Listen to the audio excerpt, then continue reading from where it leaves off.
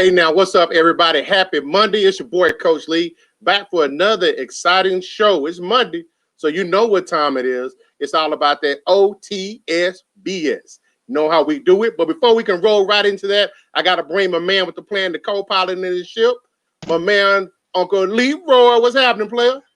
Baby, I had to put my glasses on after that. I said, what in the world is that? Man, that intro was fire. But it's your dude, Uncle Leroy. Don't say the Leroy without the junior. We back on this Monday on the O.T.S.B.S show. And man, do we got somebody hanging out with us to call that bull schniggity. Who you think that might be? Little birdie told me, and somebody that we're going to have a lot of fun hanging out with tonight. That is true. You see, I had to be smart, Uncle Leroy, today. You know, if I put the glasses on, you know what they say, if you want to feel smart, you got to put the glasses on. But look, we ain't going to waste any time. We got Julie Sands from Speaking hanging out with us to call the bull stiggity. Hey. Run that back. I was like, oh, okay, y'all lit in here. Oh, wait. Speaking Julie and my educated proper self, or I'm like GSU Graham fam, turn up. Okay. Ready. But man, we definitely gotta appreciate you for hanging out. You know, we taking you away from all the 4, 5, 15 abbreviations, or the prefixes before your name. Stop it, right? Get it. My certifications, all my C's. This is cool. This is after hours, surely after dark. I thank y'all so much for having me on. I'm ready. Pleasure. And you know what we do on the O.T.S.B.S show. This is the only show that talks about sports scandals and drama. So of course, you know we got King Drama himself. Let's go bring this on. Let's see how this starts off. Safe, but they want their schools open. Okay. I'm the one that brought back football. By the way, I brought back. Wait. Say that again. Brought back football. By the way, wait. Say that again. I'm sorry. Run that back. Wait. That brought back football. By the way, hell no. Okay, so right there. So we just gonna get this thing started on that. So you know, today's show is about the topic of COVID, the COVID outbreak in the NFL. So of course, you know, you had to see the latest show was Trump on his debate. He came back and said he himself brought back the NFL. What do you think about that?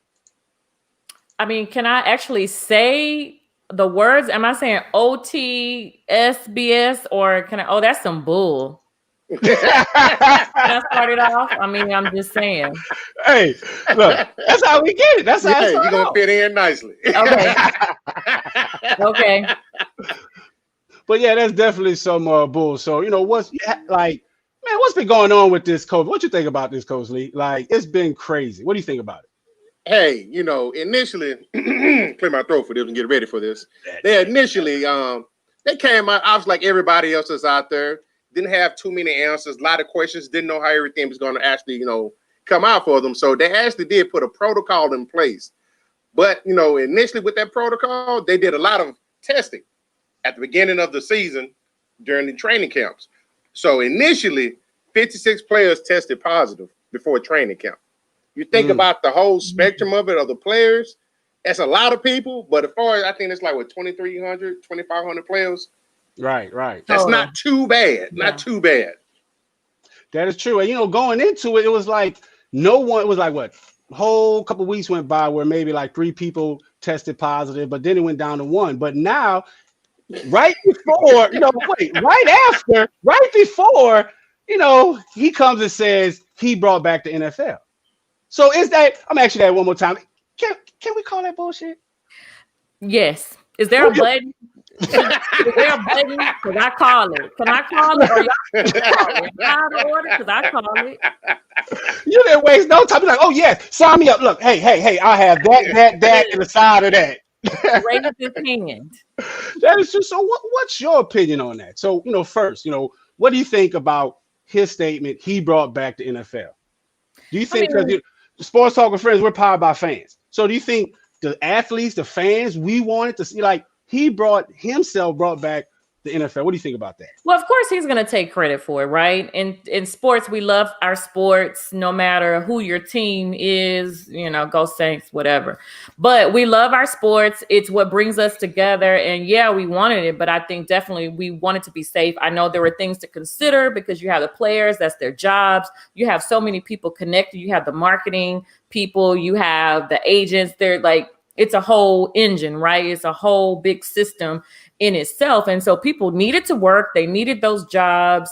And I get wanting to go back, but I think him wanting it back for sure, if he had anything to do with it, then it was for a distraction. I could see him wanting it to come back, not because he cared that we had our pastime back and we had something to do. He wanted that heat off his back. So if anything, yeah, he would have wanted it to come back, but I just think he's doing what he does usually and just popping off and taking credit for things, even if he did it or not. Now, if it fails, then he'll remove himself from it. But yeah, so he brought it back. Then we're going to say, well, then handle this. What are we doing? Just like that. I don't want to get messy, but yeah. Ooh, that's how you call bullshit on that one, baby. I call it. I call it.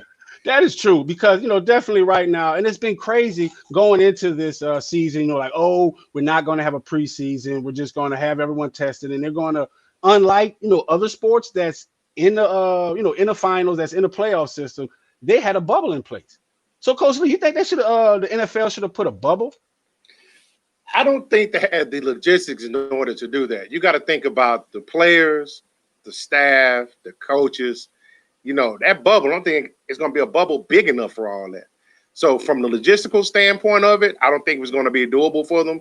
And also you got to think, in the NBA, you're talking about, assistant coaches.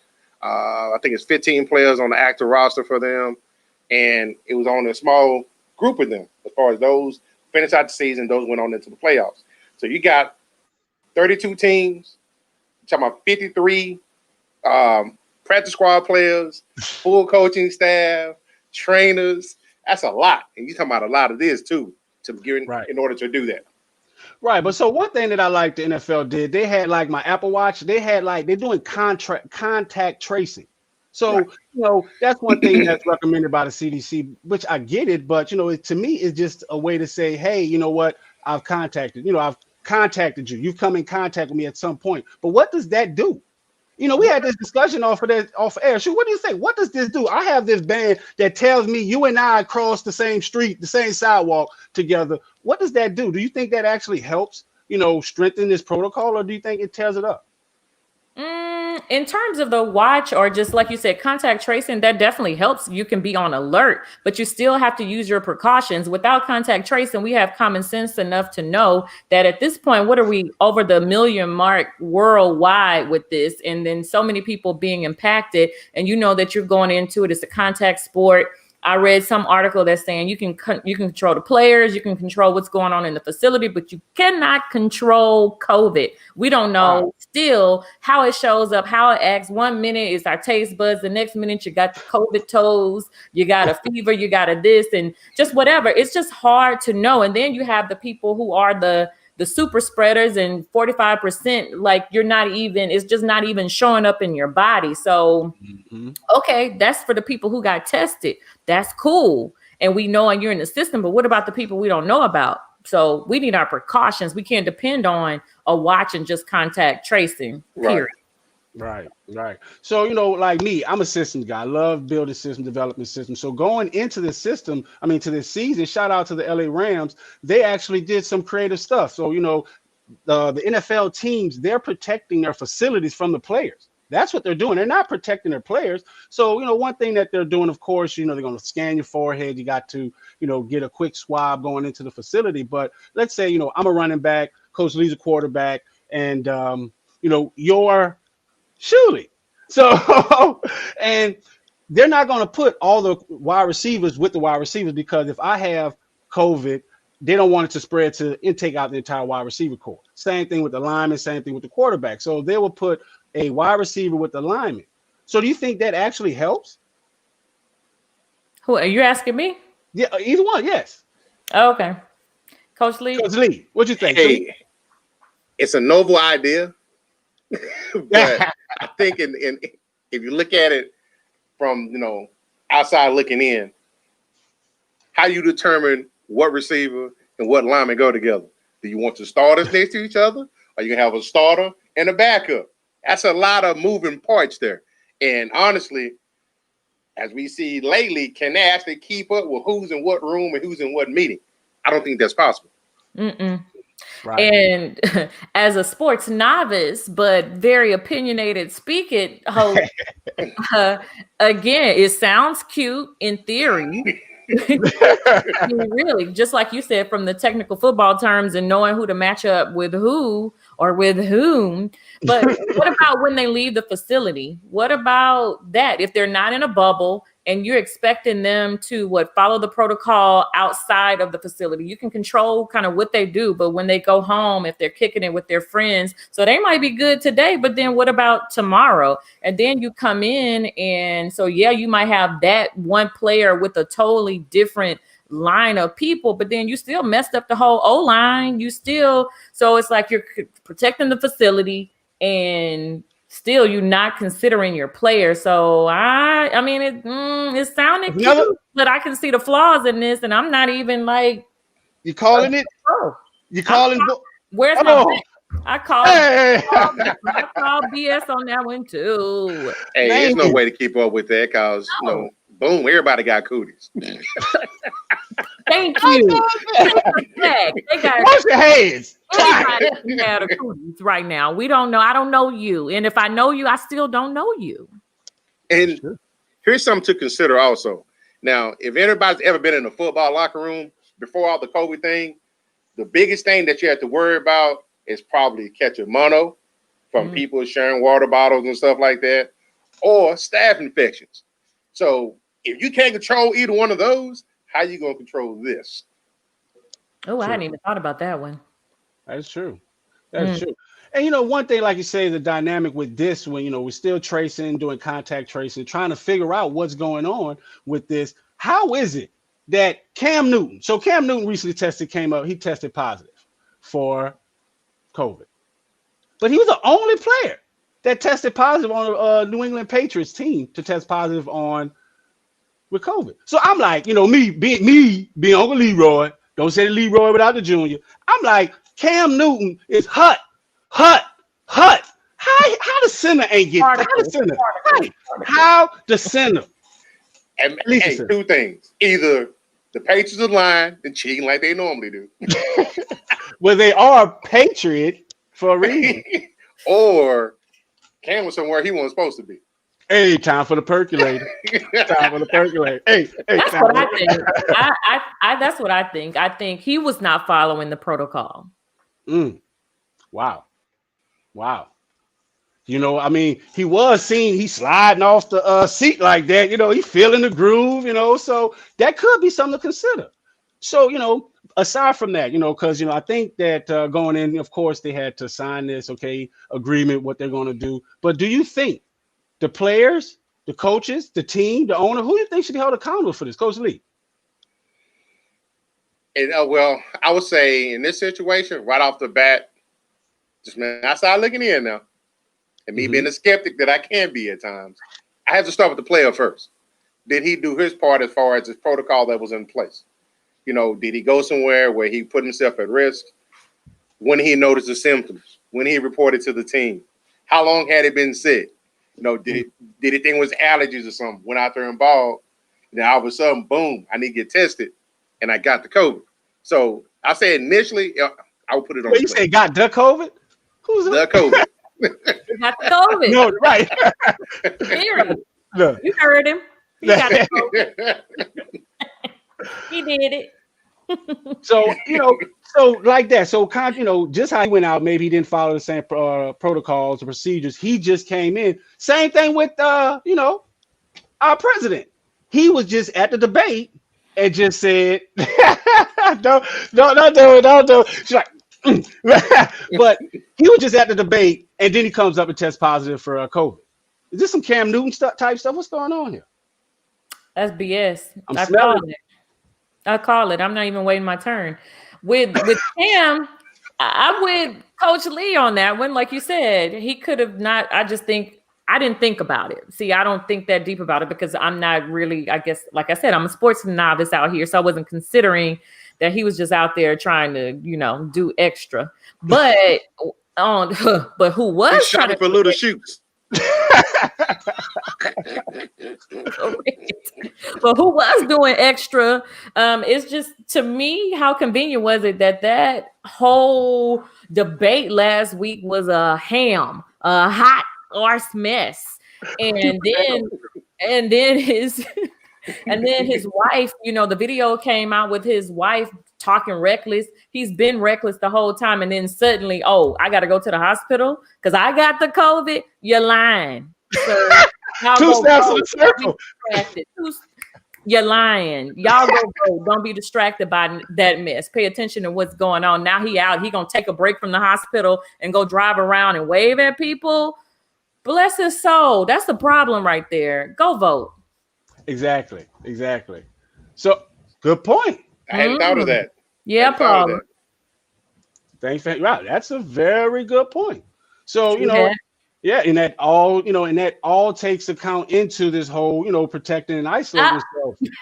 Paula said if he's interacting with them, he got small kids. If he's interacting with them or baby mamas or whatever, which is true. When you have a family, you really don't know, and so many moving parts, which is why, again, it would have been nice for them to have a bubble. I know it's hard, and they refused it, but yeah, right. True. And so you think that this might be the start of that? Because one thing, looking at other leagues, they've like the NBA, they're in the finals right now. They had to have a bubble.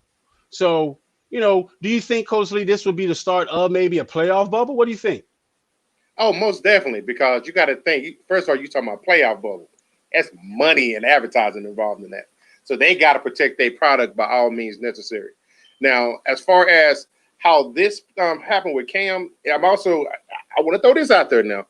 So obviously it was the Titans and the Vikings game. From that game, you had several Titans players that tested positive for COVID, but you hadn't heard anything about Viking players.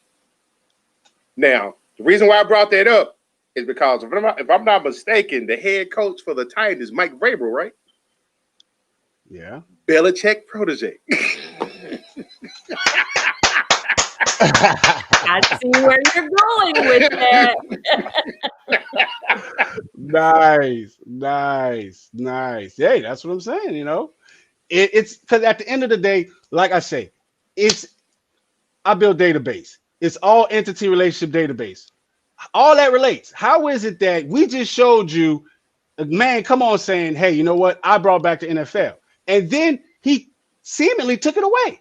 Same type of way he did. I'm here in front of you. Now I'm the only one testing positive. So he took them to the hospital with him, is what you're saying. Like, I go down, we all going down. We all going to the hospital.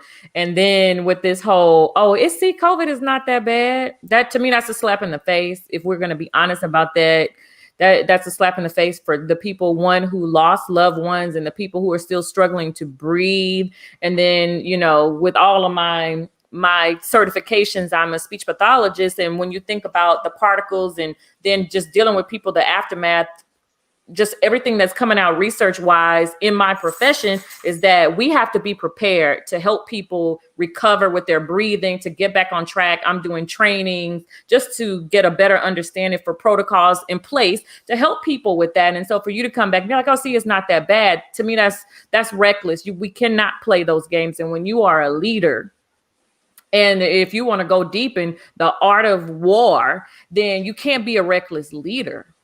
Exactly.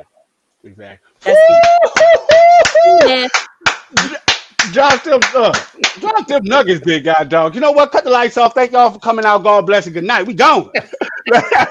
Just drop the mic. But yeah, you're absolutely right with that. And that's what it seems like, where he's downplaying this whole COVID piece, because how you go from, you take yourself off the job to casually put yourself back on the job. But they don't have those type of things in place for the small people, like these NFL players. Cam Newton has to lose a paycheck. He has to stay at home.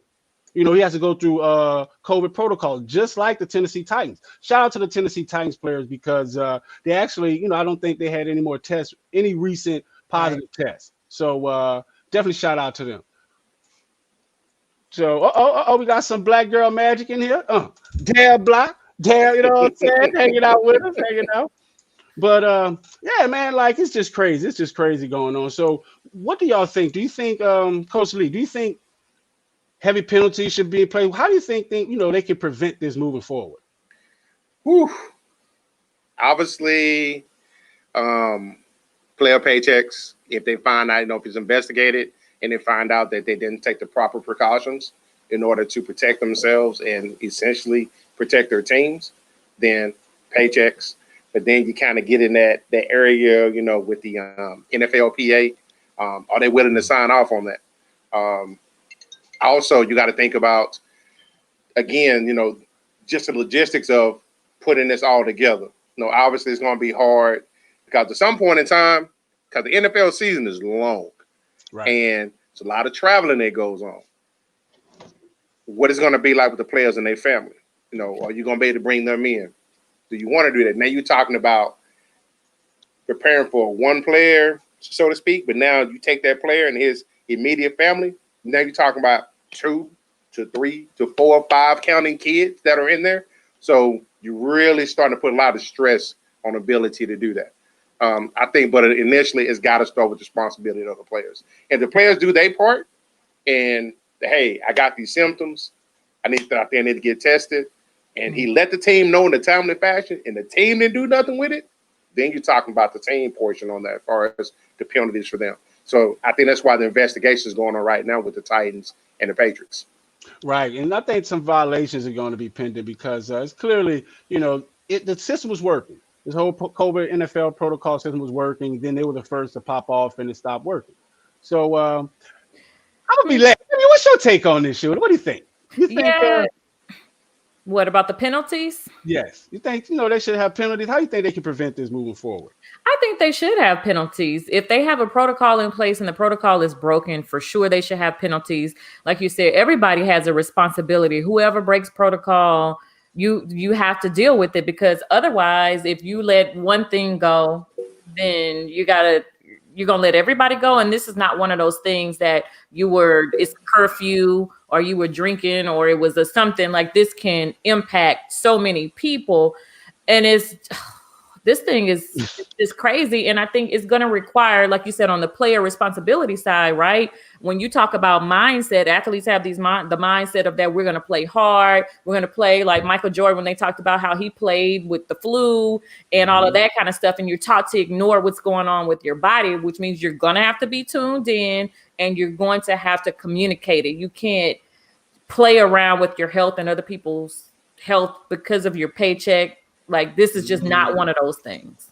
And to your point, outside of sports, it's like, that's what they were saying, what the concerns might be for school. You send your kids to school, with the sniffy nose. Okay, you give them some Tylenol, but you're not knowing that you might be transmitting, that to the school system. So you're absolutely right with that. I see your point. I'm like, But with me, I said, fire their asses.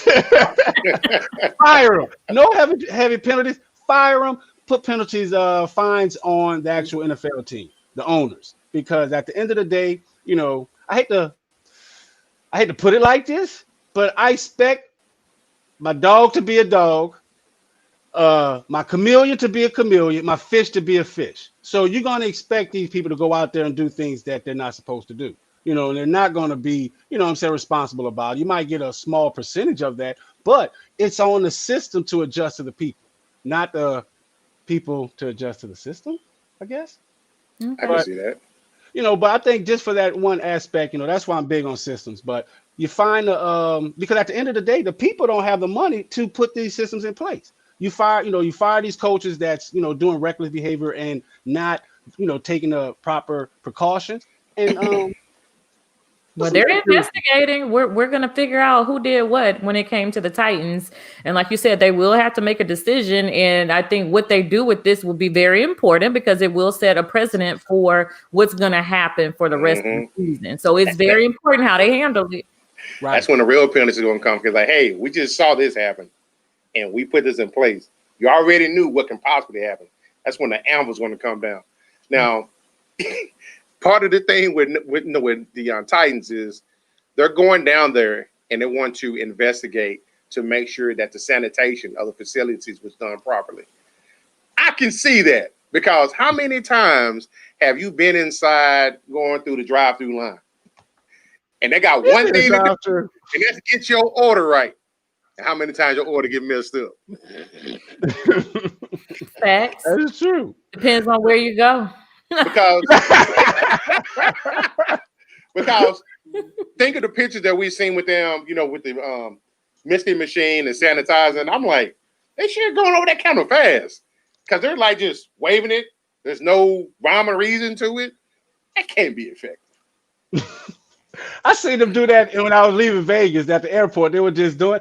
I was like, from afar, that is the weirdest looking thing. It's like watching someone chase butterflies. It's like, hey, it's all for show. That's all it is. I'm a little skeptical too because you still need to do some deep cleaning at some point. Are they shutting it down and doing a deep cleaning at a point? If the mist is not, like you said, the mist is not really helping me and my germaphobe, with me being a little germaphobe. I see you misting, but I haven't seen you wipe down anything. I'm even at the doctor's office, like, I haven't seen y'all wipe down not Nan seat. I saw her elbow touch that, and then you're gonna come if you're not cleaning behind each person. I'm watching my no attention to detail. They put your nuggets in the bag, but they didn't get your sauce. I'm watching the whole time. Excuse me. Okay, let me double check. Did you put my ketchup in there? Did you? I can't even see people prepare my food because if they do one thing like, they didn't change their gloves. That's poor glove technique. So yeah, I'm watching the mist. Nah, we need some deep cleaning. So you're right. They're gonna have to get that together for sure. All right, before we get up out of here, what's next? What's next for this whole, because some people going in there like, oh, everyone's freaking out. What's the contingency plan? Oh, they're going to stop the NFL. Oh, I told you they're going to stop the NFL. I told you they shouldn't have started it back up. What's next? I know to me, fantasy football lives matter, and I don't want to go back to this talking all politics. So, I stand there. So, what you think, Coach Lee? I think it's going to be a non-issue after this because if they go in and they find that any one of those teams didn't do what they were supposed to do, they may make examples out of them. And once they make examples out of them, everybody else is going to have to fall in line. Now, something that I saw today, and I know, here you go with the Cowboy stories, but none other than Jerry Jones came out and said that there's got to be some heavy penalties for that because that involves lives of a lot of people. Yeah. You've got to have discipline. I understand the discipline. It's there for a reason, and forgetting is not good enough. Not remembering, or if this is for that, it's not good enough. Correct. So he wants to have some heavy penalties if you don't do what you're supposed to do. You got one job. Take care of your players. That's your resources. You got multi-million dollars worth of resources in that room. Mm-hmm. You can't cut corners. That's true. Especially on live. You know what I'm saying? So, man. That was heavy right there, man. Like, shit. Mm-hmm. No, that's a fact. No BS there. That's a fact. They gotta do what they have to do. Agreed. And one thing that like Roger Goodell, he came on air a couple weeks ago and was like, one thing that NFL he prides itself, that they were able to start a season during this pandemic, during this, uncharted time or whatever, before, but it came and it it surpassed all its challenges. So the NFL is going to stay here because, it's proven, so, and I think that it's just going to keep adjusting and make adjustments, but it takes the people to help make, effective change. Because at the end of the day, you can't cut corners because if you don't wear your band, you don't cover your mouth, you don't do this, you're impacting real lives. Yeah. So I'm with that, so fantasy football lives matter. That's all I'm really talking about right now on this show. Wear your mask up, social distancing. But man, I'm gonna put some strolling letters to vote on this thing. Please do. I'm not playing with y'all out here. Out here in these streets. I'm sorry. Shoot, wait. They got Simon says, Mama say, Daddy say, Shuli say, go vote. Yes. Well, we about to get up out of here, man. Time ran up. Coach, you got a shout out? I sure do. Thank everybody tuning in today. Thank you, ma'am, for tuning in with us today. I enjoyed myself. We appreciate it. Have fun. Ah, yeah.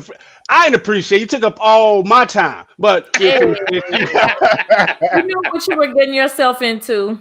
I know. But hey, this big day to come. Definitely appreciate you for hanging out. You know, I'm about to hit the door because Shuli says we say. But before we go, tomorrow's Tuesday. Wait. Today Monday because I'm public school smart. So Monday, Wednesday, Thursday, Tuesday.